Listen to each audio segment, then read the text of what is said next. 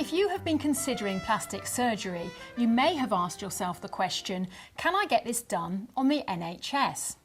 Well, plastic surgery isn't widely available on the NHS, and it certainly isn't available for purely cosmetic purposes. For example, if you feel you'd look better with less weight on your thighs or a smaller nose.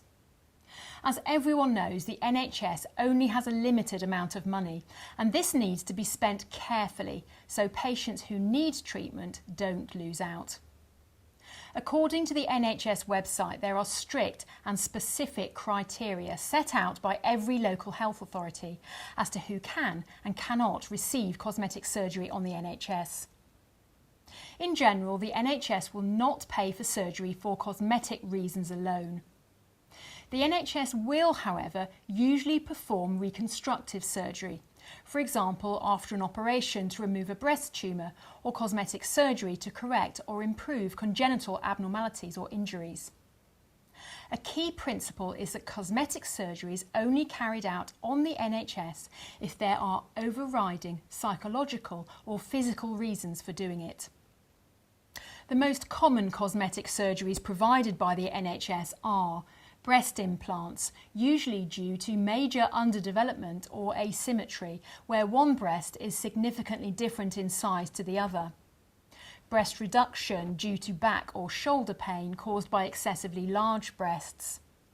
Nose reshaping due to breathing problems or following major trauma.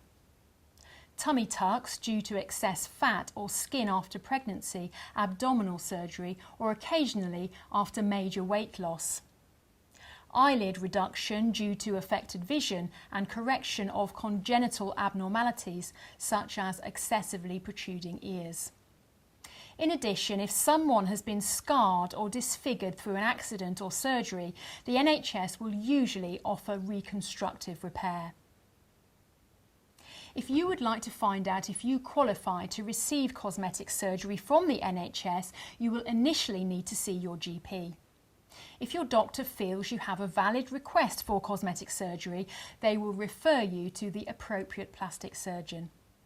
As well as a surgical assessment to discuss the risks and limitations of any procedure, you will also need to see a psychologist who will assess the impact surgery will have on your emotional well-being.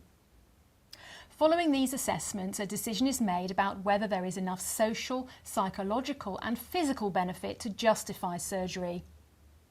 If it is decided there is enough benefit, you will be treated on the NHS.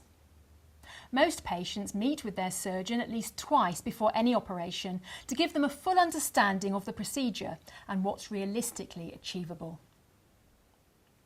All NHS cosmetic and reconstructive surgery is performed by plastic surgeons who have had years of training and belong to either the British Association of Plastic Reconstructive and Aesthetic Surgeons or the British Association of Aesthetic Plastic Surgeons.